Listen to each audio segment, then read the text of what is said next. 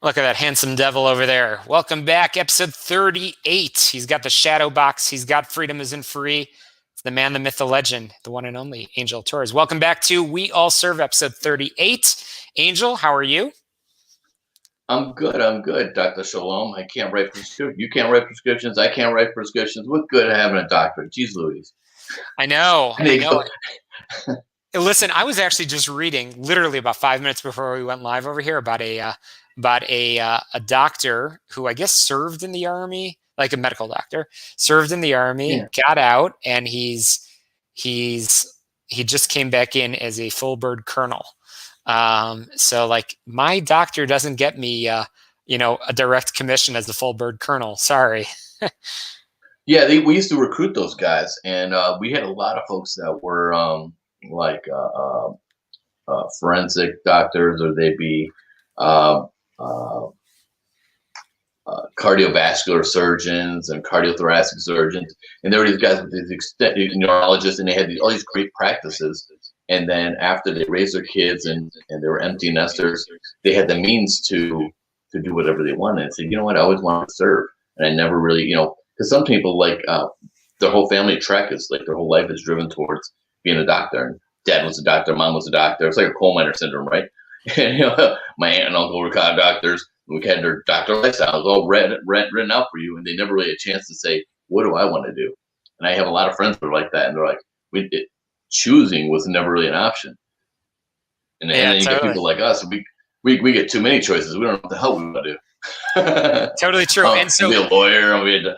Yeah. So to be clear, this show is not to those. I think we've got about a dozen people that are tuning in right now, and we always start with this: that if you're just tuning in to the live stream, make sure you're getting on your favorite podcast app and clicking subscribe, rate, review, and share.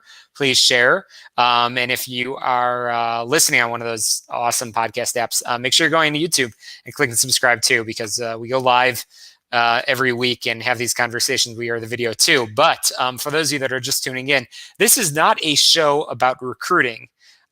We talk about our experiences. We talk about our screw-ups along the way. But putting a uniform on is not for everybody. But hey, shameless plug, if you want to put a uniform on, Army, Navy, Marine Corps, Air Force, Space Force, Coast Guard, all good options. Yeah. Just don't go Border Patrol. Just kidding. Oh man, I'm joking. Those are great guys. Those are great Americans, and they protect our borders. And I'm a big fan. One thing I did want to talk about, I think we mentioned before the brief, is now that we have the opportunity, I think it's important that people have to have a channel and an opportunity to talk about different subjects that are going on in the community as leaders. Because we talk about this being a podcast for veteran, or to share the veteran experience and leadership experience. And I think we have a responsibility to talk about some things that are going on that are pretty important. I mean, they affect me and my children. I have 3 Asian children, and seeing all this violence and things that are going on, it's really kind of disturbing. And I just don't understand a lot of it. And because I've been to a lot of Asian countries and I always had fun. The only time I didn't have a blast was when I went to Beijing. And it's because I was being followed the whole time I was there by the little Chinese military guy. I had that same experience in Russia.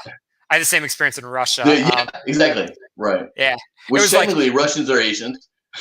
Hey, very true. Very, very true. No, I mean, it's really creepy you would think that they would be smarter. You would think that they would know like how not to be noticed, but hey, again, for another day, for another conversation, it's, but agreed about the importance. And I have to tell you, I mean, when I saw that news, what happened in Atlanta, and then I started actually reading, I highly recommend for everybody, visit the ADL, the Anti-Defamation League, ADL.org. And they've been tracking anti-Asian hate crimes, and it is astounding, the numbers. And honestly, I'm everybody that's tuning in, you're a patriot, and you care about our country. And if you care about our country, you care about the people that call our country home. And it's up to you to take a stand. And ordinarily, I'm not I don't like to just go with the fluffy stuff. You got to take action. But I mean, seriously, if you're on Twitter, post a tweet. If you're on Facebook, post something, because we need people to speak up and speak out and speak up for our neighbors and our friends and our family members. And what happened is, I don't understand that. I agree with you, Angel. I don't understand how anybody could do such a thing. I don't understand the lukewarm people. That kind of drives me nuts. Like, I stand with Asians, and I'm like you're gonna stand against them? Like, really? You're gonna outwardly say I'm standing against people? No, you say I can't stand this bullshit that's happening. We need to do something. I want to do something about it. If you're a leader and you're in a leadership position, you need to get out there and be active and have a voice and just say this is garbage. And it's never people holding up signs going, I hate all little Asian people or people from these countries. It's always the leaners. They go to their buddy. Well, that guy's from and it's this undercover kind of thing, and it's gross, and until they're drunk, and then they're in a bar, and then they're messing with a guy from University of North Carolina and beating him up, and three of them on one guy, and it's crazy. And what's even more crazy is that this has been going on since COVID, right? Like, everybody blames the Asians for COVID, and doesn't matter. You're from Japan, yeah, it's COVID. You're from Philippines, yeah, COVID. And it's just the most ridiculous thing. And then I had to talk to a friend today, and she said, yeah, it's really happening, horrible what's happening with the Asians, and how they're the hate crimes and stuff with the shooting. And I'm like, the shooting? You mean that's the most recent thing? Oh, that's been happening before. I'm like, this has been going on. What the heck is going on, man? I was like, people getting spit on and shit. It's appalling. And it's like that. I mean, to be honest, treat any group, any racial group, brown, black, Asian, Jew, I don't care. What's the value in it? How do you feel good about treating someone like shit and put them in a little box and telling them they can do less than what you are? It just, I mean, I know I get passionate about this, but dude.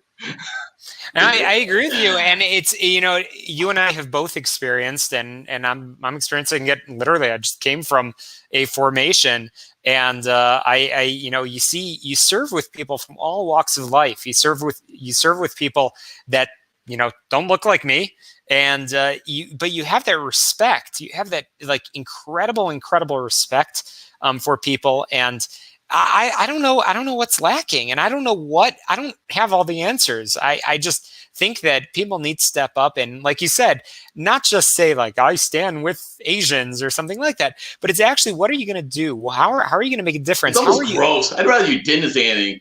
Well, I wouldn't go that far. But yeah.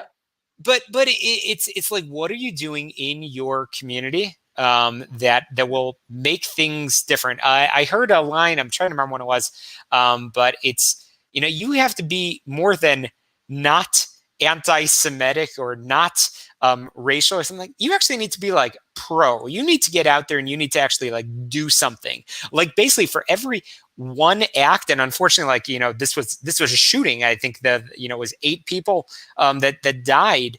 We've got a lot of ground to make up in order to make the world a better place. You've got to really put a lot of effort in order to make up for that. And I actually think that's something you need to do. You actually need to step up, and you actually need to like rally and organize, and you actually need to do something positive, and you need to openly and outwardly remove hate. And I know that sounds like, I don't know, I don't have all the steps over there, but you know how you remove hate? You go out there and you show, you bring people together. You show what America is. You know why this country is freaking awesome? It's because of the diversity. It's because in my formation, I've got like 84 people or something like that, 84 people. It's like, it is literally the United Nations. It is this melting pot, and it's awesome, and it's all about people. So I don't know. I'm throwing a lot of stuff out there, but it's not. No, people need to do stuff. Yeah, and I grew up with it. I growing up Puerto Rican. It was like, and I just got to be real. I just got to be real. It was, we don't hang out with Mexicans. Your uncle is Jewish, and don't say this around the Jewish uncle, and it was just, and I'm like, And then you grow up and you're around people like, dude, just ask them. And I think the biggest part and the biggest thing we can do as leaders is to not just make sure that that's not tolerated, but to educate people and say, here's a good way to ask questions. Here's what Passover means. Oh, dude, I didn't know that. Okay. Cool. Here's what, all these different, this is a year to go. This is what, in Asia, in China, this is what this stuff means. And this is why it's so interesting. I think the key to beating back that kind of hatred is because it's driven by ignorance and not knowing, and having bad people fill your head with garbage. And once you're educated to what and how inspires and motivates and molds people, you realize we're really the same. It was just the funniest darn thing when I was in Israel. We're in Jerusalem. We're in Jerusalem, and they're telling the story about the mosque, the big mosque over there, Grand Mosque, Black Mosque. I don't forget what it's called. And I remember one of my classmates said, "Oh, the winged horse, and that's so silly," and da, da, da. And I made a joke, and I said, "Yeah, let me tell you about a virgin birth." And we all started kind of laughing, like, we all have our own stuff, and the important thing is that we can laugh at and be close with each other and understand that that's that, but we're us. And I decide if Shalom is a good person. I decide if, based on his quality, his character, how much money he gives me at the end of the week. All that stuff is very important. Yeah. No, I love it. It's you know what? It's up to each of us to develop that reputation. As you've been talking, and you're talking about your relationships growing up with different people. It's we build our reputation, we build our relationships, we build our surroundings. And it's honestly, I hate. I don't know if I've ever talked about this on the show. I hate the word they. When people say like, "Oh, I wonder why they didn't do that." If you want crap done, I'm going to be nice. Who's they? Who's they? Who is they? That's right. Who is they? And because ultimately, if you want shit done, I'll just say it. You got to do it yourself. And if you want good things done, you got to do it yourself. The only reason things don't happen is bring other people with you. Hey, amen. I agree. That's what service is all about, and that's why we call the show by this name. We all serve, which is cool. So that's I agree that this week was depressing, and to see what is going on and see the vile hate that exists, that's depressing. But tell me something good. We fight for people to be safe in this country.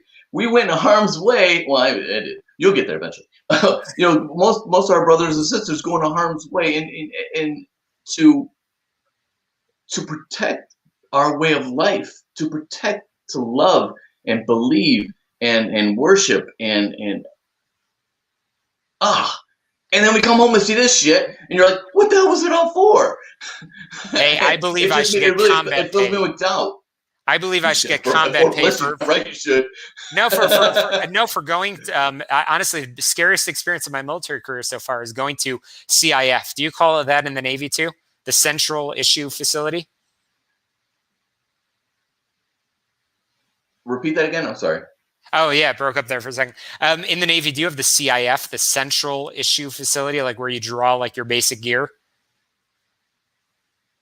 At boot camp, yeah. I mean, no, yeah. But you don't have it like in different installations, like depending on like what. Okay. No, you get everything at boot camp, and then you just buy. They give you an allowance every year, and then you just buy everything until you become an officer, and then they never give you any more money. Yeah, they never give you any money. No, so in the Army, so depending on like where you're being stationed or whatever, you draw different gear and all that sort of good stuff, depending on what type of unit you're in or whatever. So that's probably been that I deserve combat pay for going to CIF. I mean, it is like a scary experience. I mean, they're barking at you. Honestly, I think I was yelled at more at CIF. Oh yeah, yelled at more at CIF than I was in basic training. Just saying. No, we were spoiled, dude. We had a logistics guy. Like every place I was at, we had a logistics guy assigned to our little unit, and he was always the coolest guy in the world, and he was the most loved person in the world 90% of the time. And actually, it was my first tour. Then that guy made me feel like I was a burden. But you know, if I had to get anything, it was like, "Hey, Angel, we got you, man. We're gonna take care of you. We want to make sure you're taken care of. This is my job," and they were super good about it. But when you with the Army, you guys had to deal with such high volume, and I can imagine you have to keep that just so razor sharp and efficient. Yeah, I But guess yeah, so. those are tough. Those are tough. I don't know. I would have said you gotta get combat pay for living in Chicago some days.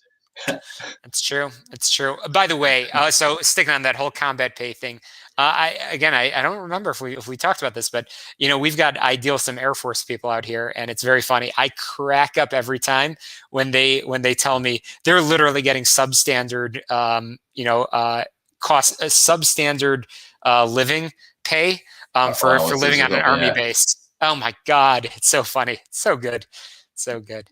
Hey man, we had a saying in the name: pick your rate, pick your fate. You That's say you true. want to be a soldier, you're gonna be sleeping. I'm not the one You want to be a complaining. sailor, you're gonna be sleeping on a ship. Yeah, I don't yeah, care. yeah. No, I'm not well, complaining. I'm happy with yeah, my yeah. life over here.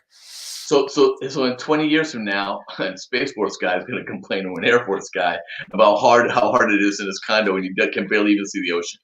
I, I have an obstructed view. It's horrible. That's awesome. That's awesome. It's funny. We had dial up. We didn't Dialogue. have Wi-Fi.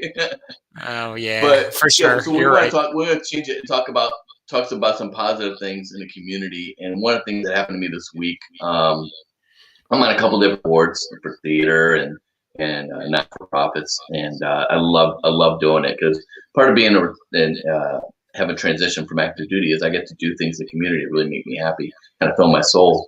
And one person reached out and said, "Hey, there's this woman who's working and helping people with their PPP application." Now I had applied because I got crushed last year. I mean, not only were people not hiring, they sure as heck weren't hiring veterans. So this woman calls me and we have a contact, and she like rushes my whole PPP thing through and says, "By the way, Angel, let's work together and I'll help you with grants and I'll help you with contracts and all sorts of stuff." I'm like, "Thank you." And she says, "No, thank you. My son's a military veteran," and then she said he was in the Air Force. I said, "I thought you said he was in the military." And no, I'm just kidding. I love my Air Force guys. Radar, I love you, dude. I'm playing. I promise, I'm playing. Um, but yeah, he's a good guy, and she's just wonderful, and just to know that there's people out there that really want to authentically do things and help people, and just have the same values and ethics and stuff, just really reaffirms your faith in people. Yeah. No, I want to call everyone I know and say, "Dude, this chick will hook you up, man." no, you're 100% right. And for every bit of bad, there's so many more good people out there. There really, really are. The challenge is that the people that do bad, they do really, really bad, and then the people that do good, I mean, the problem is that they're just doing, as they're just saying, like little bits of good. But there are some really good people out there, and on my end, I'm inspired. I mean, I'm out here, Fort Bliss, as you said, and there's just some awesome people, and I've been associating with just amazing people that are trying to, again, living this active duty life, trying to. I mean, we're all tracking what's been going on with Fort Hood and the Vanessa Guillen, just the tragedy. It's terrible. It bleeds over everything, It does. and then you peel back the layers, you realize there's systemic failures and my understanding was there's systemic failures in the sexual assault reporting things. I mean, Ruthie said it happened to her twice, and I'm like, what? Yeah, I still And I think talked about to her that last week. She's conversation. amazing. She is. She totally I'm is. like, oh, what a spirit, man. She makes me want to work 10 times harder, man. I swear, her hustle is strong. And after everything she's been through, and so I'm just honestly, my dose of inspiration is I've been associating with people over the past week. I'm fortunate. I sit on the commanding general's council locally to respond to the Fort Hood response, and I'm using my Really? reserve. Yeah, I'm using my reserve expertise in communications to we're really trying to make not just the fluffy stuff, as we were just saying, but the actual meaningful change, systemic change. I'm being surrounded by just awesome people, and I could go on and drop names, but it wouldn't be fair to the probably dozens of people that I would forget to name. And there's all these awesome people that are really rolling up their sleeves and putting in after hours to make a difference, and to put in time to make sure that soldiers and airmen and sailors and everybody, that they feel heard, that they feel that the military is a family. And I think that that's the ultimate systemic failure over there, is that there was a lack of leadership. There was a lack of leadership.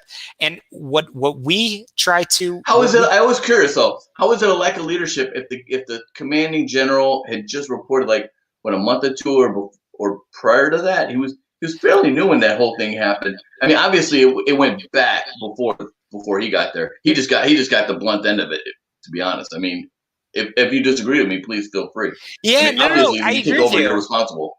No, I agree with you. Honestly, what leadership means to me is it's at the lowest level. It goes down to, in the Army, we say the team Really? leader, the squad leader, the platoon sergeant, the platoon leader, the company commander, letting soldiers know. But ultimately, we are a military system focused on order and discipline, and ultimately there's the chain of command and all that.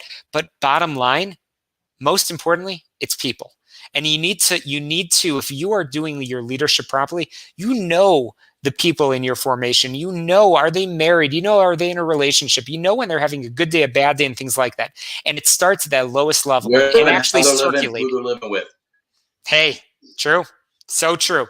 So true. You know so what? I think that's what's I heard missing. something like that. No, you're 100% right. And the weird thing is, people that aren't in the military or never served, they go, why can't they just fix it? Why can't they just hit the switch and fix it? Like, do you understand how big a cultural lift this is? It's way overdue. It has to happen, and there's no excuse not to make it the right and do things the right way. 100%. Yeah. It's a big change. You're talking how many hundreds of thousand people telling them this, if no matter what you know before, this is how it's going to be today, and making sure that they actually receive that, are digesting it. It's part of their identity now. Today, this is how we do business. This is what's right. And and you got, it's like any cultural change. You got people that are rebelling and pushing against the system, and that's not how we did it before. And that drives me nuts. I hate when people say that. And I have to say, there's 26,000 people on Fort Bliss. 26,000 people, and you know what? All that it takes to do bad, it takes one person. It takes one person to do bad, and that's what I mean when I say that the good people. We've got a lot of work to do in order to make up for those shitbags that are out there, and it requires work. It requires a change in culture. It requires real leadership. Yeah. So either way, honestly, again, I want to make sure I flipped it from the negative to the positive, and I'll say that I'm inspired by the positive people, by the good people that are out there that are trying to make a difference. Definitely every day, and that's what makes up our force, our fighting forces. Is good people that not only want to do good for themselves and better themselves and represent themselves well, but our nation, and they accept the responsibility of being that poster child for whatever service, or being a service member as a whole, and saying, yeah, that's me. That's me. All the good things you think of, that's me. Unfortunately, the bad things, that's them too. Even though they didn't do anything, they still get blamed for it. It's tough, but just such an honor. And I came out of the military with such rose-colored glasses, and I thought everybody was my brother, and everybody that around me, and it didn't matter. I just talked to people like I talk to everybody, right? Because I'm just me. And it was heartening to find out in certain parts of where I live, Chicago, that's not always the case, and it was kind of jarring, and you go through that transition, disappointment, and you come to a point, yeah, I don't care about the rest of you guys. I'm still gonna be me. This is great. I'm gonna be a role model here. I'm gonna keep my little rose-colored glasses on and tell you that what's not okay. And that's what we need to do. That's our responsibility. Totally. But one thing that cracked me up, you just mentioned, was the I was talking to this guy, Carlos. He runs an organization called Green Card Veterans. And what he does, he advocates for military veterans that have gotten in trouble and they were not U.S. citizens. They were here on a not work visa, a green card. And after they did the whole time in the military. Now, you and I both know that if you're in the military for a certain amount of time, your citizenship is expedited. Like back when I was in, it was like 90 days, 180 days, some crazy number. They were like flooding them during the Bush administration, pushing that through really quick. And everyone that worked for me got those here on the green card, got the citizenship, because that's what leaders do. You grab that kid by the ear and by the collar and you say, "Come on, we're going to see Jag. Let's go." Da, da, da. And so when I got out, Carlos is like, these people are getting deported and they were disabled and they're this and that. But I was like, wait a minute, why would someone on a green card not become a citizen? That doesn't make sense to me. And I was like, dude, everyone that ever worked for me, they got their citizenship. And he goes, not everyone's you. Some people just don't take care of their people. And I was like, whoa. Talk about having my eyes open. I was like, oh my gosh. Okay. All right. Wake up, dude. It's true. I can't control them. All I can do is control and try to be the best guy I can to other people. And I know that under your leadership in the Army, you're going to do the exact same thing. Say, here's the right thing to do. Here's what we're doing. Yeah, that's why so I joined. I'm putting all my expectations on you. Wow, no pressure, right? No, I mean, I'll carry a son of a gun. I'll end on this note that I mean I've talked about this on the pod in the past, that I joined the Army at 29, and I joined not because I needed the Army. I joined because I wanted the Army, and I love the aspect of being able to make a difference. Where else can you come in as, in a junior role, junior officer, but junior role, where you come in and on day one, I was responsible for 58 people. I had 58 people in my formation and a budget. And a budget. I mean, a freaking large budget, a really massive budget. So no, where else do you have that? And that's why I came in and make a difference. And that's what it's all about. And I mean, I know you're kidding around, but I mean, that is a responsibility I take very seriously. So no, I'm not. I'm serious. I appreciate it. So no, this is fun, and it's fun when we have these opportunities. I know we bring on awesome guests and people that are doing really cool stuff. And next week we've got Eric Lazar, which we'll talk about in a second, which will be freaking awesome. Super excited for that. But it is fun just to take a step back on the 38th episode to be able to have these conversations, and it's so important. Like you said, there's a lot to be depressed about. There's also a lot to be excited about. And Eric is a veteran, a business owner. So Angel, tell us about the man. Eric is a Marine, and he was in the intelligence community, and I think he's a linguist, and just one of the hardest working, biggest hearted person. When I moved to Chicago, I met him at a couple of different events, and we just became friends. And he just, he's always wears his heart on his sleeve, and he's always trying to do stuff for people. He started doing these things at the beginning of COVID because he has a printing company called Signs of Hope, and he put them around the city to try and inspire people and lift them up in such a big, powerful way. I mean, just such a good guy, and he'll tell you about the struggles he went through emotionally and dealing with his own demons, and just I'm so excited to have my friend on there. Yeah, no, Eric's this awesome guy.